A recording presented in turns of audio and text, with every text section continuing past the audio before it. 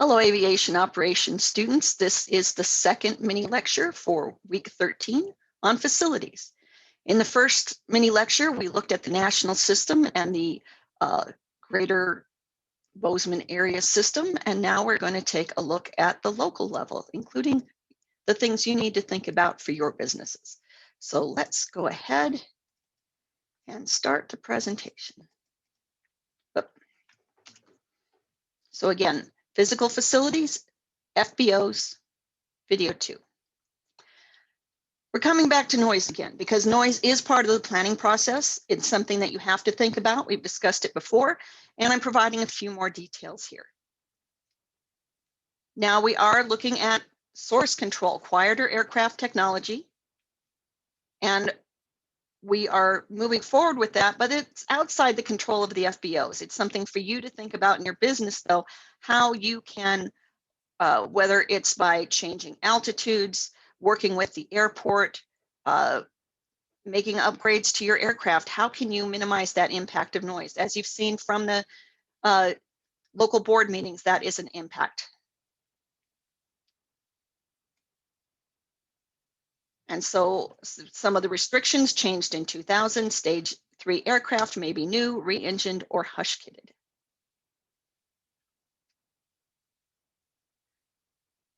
Europe isn't sure how that applies, and they're looking at further efforts. And for example, on bank holidays, those Monday holidays, aircraft aren't allowed to take off before a certain time in the morning, so as not to wake people up on their holidays.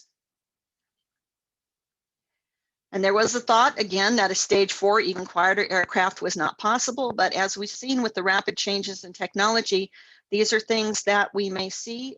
And we may see some of that as we see more conversion into potentially hybrid model aircraft in the long run. There's also things like limited hours, noise abatement tracks, rapid changes in altitude, whatever you can do to lessen that impact of noise. Land use controls, also developed areas around an airport, purchase of homes, schools, relocation or demolition. But it is difficult because often an airport builds where there is a lot of open land and people build around it and then start complaining about their noise. Working with the city or county could allow you to mitigate that somewhat, that maybe there are certain standards for insulation and things like that when a house is being built in an area that's next to an airport. So soundproofing, existing homes, construction of berms, noise walls, run-up pits to contain noise. You'll see that in some places.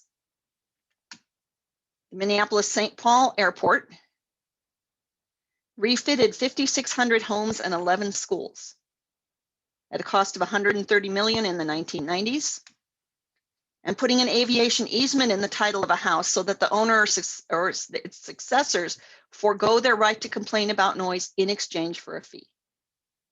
So they're going to pay a fee, but then they have to put up with the noise. So those are some of the opportunities. In undeveloped areas, again, zoning restrictions, full disclosure. Many of you talked about that as a solution, that there needed to be disclosure if people are building or buying a house that is near an airport. And there are also noise studies and abatement plans in 150 and 161. One of my favorite aircraft. So your own facilities, things that you need to think about as an FBO, if you're on the airport or if your business is off the airport or part of it is off the airport, that's something you need to think about as well. So the FBO in a full service operation usually leases or owns the following: aircraft parking, tie down areas, hangars, fueling facilities, administrative space, a maintenance shop, an aircraft showroom. But you also need to think about people coming to visit your business. In addition to aircraft parking, there also needs to be parking for employees, if you have any vendors that come in, as well as your customers. So when the FBO, there's a process that information is collected on FBOs: number of based aircraft by corporate and personal ownership, equipment type, amount of use, identity of frequent transients, so you keep a transient log, all those people who come and go, seasonality and time of day peaking, noise complaints and responses given, revenue by area, profit by area, activity of any concessions or ancillary operators such as car rental, restaurant, vending machines, industrial parks. So some of you have those in your business. So you'd have to track that and report on that. In addition, market trends, new opportunities, likely growth for existing services are helpful in planning for expansion or relocation. So when you look at the facility needs of your business, what kind of things would you consider in addition to that data? So for your own facilities, preliminary planning. If there's not already a building, you need to think about how you're going to do that. If you're going to use an existing facility, you need to plan what you need to fit your business. Facility expansion. Is there a way for you to be able to expand within that facility in the future? Preventive maintenance. What are you going to do for upkeep of the facilities? Everything from the aprons to the building? Or what is the airport going to have to do? Whose responsibility is it? Replacement of equipment, zoning and local controls, and environmental compliance. Fuel and agricultural chemicals are certainly major aspects in environmental compliance, but some of the other materials you work with for cleaning aircraft and other things can be as well. So you need to be aware of those restrictions. If you are going to lease, you need to think about the exact location, the terms of the lease, options. Can you have an option to expand? Can you terminate before expiration? What are your rights after termination? What are the terms of the lease release at the end of it? And what do you do if there are any lease disputes? Your rights and obligations and the rights and obligations of the airport or whoever it is that you're leasing the property from. Will there be a covenant not to compete? What kind of operations will take place? Do you have a duty to make improvements? Do they have a duty to make improvements?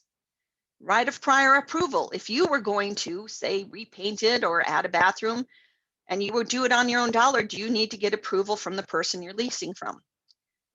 Minimum criteria that you have to keep the building up to, deadlines, equipment and fixtures. Performance bonds to make sure that everybody can pay their bills. Rent increases, when and how much can they increase the rents? What is the operating agreement? Insurance, fire loss, who you would be covering the contents of a building, but do they cover the building itself or anything that would happen out on the apron? What kind of sales activities and flight operations will be taking place? What kinds of maintenance and repair activities? Line service, towing disabled aircraft, security. Who's responsible for snow removal? Will people have to wear uniforms? Where is the parking and who pays for it? Vending, signage, subleases. All of these are things you want to make sure are included in your lease. Taxes. Do you pay the taxes? Do they pay the taxes? Are they included in the lease? Or are they an additional payment? Do you have a right of inspection beforehand and to mitigate anything found in inspection afterwards? Do they have a right to come in with or without notice to inspect the property? What are your business practices? What are theirs? What do you have an exclusive right to? What do they maintain? Minimum standards, collection of parking and landing fees.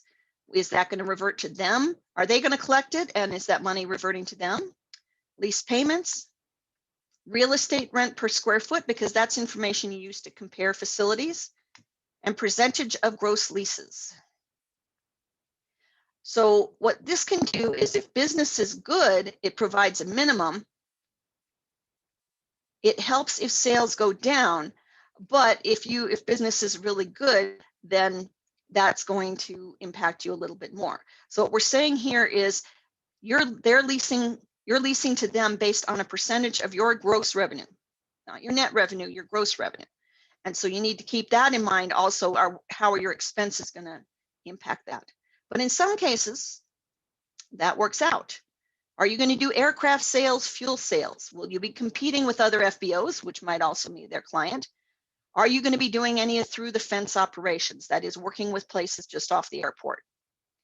Think about the things you need to consider for your business and what things you would have to make sure you could agree upon with your landlord.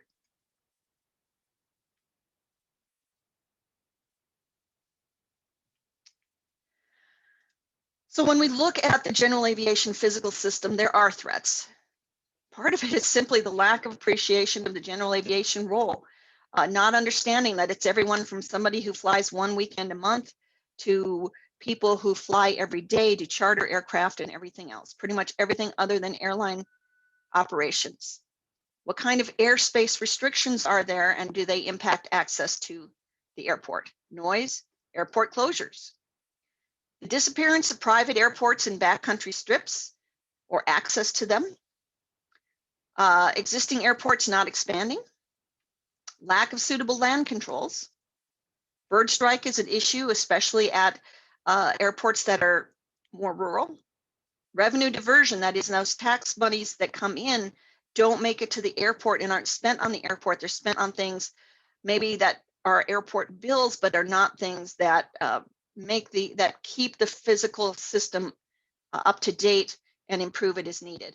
And inadequate funding, that's one of the things we're seeing right now. With fewer flights and passengers, fewer fees are being paid. So the amount of money that was expected to come into the airport to be used to improve things is not available right now. New initiatives and opportunities, noise abatement programs, economic benefit studies. If someone asks you to participate in one of these and your business is growing, that's a really great thing to do to show the economic benefit of general aviation. Airport privatization, NASA's small aircraft program, airport and aviation systems planning. So what I ask you to consider is, how do these impact and potentially benefit your business?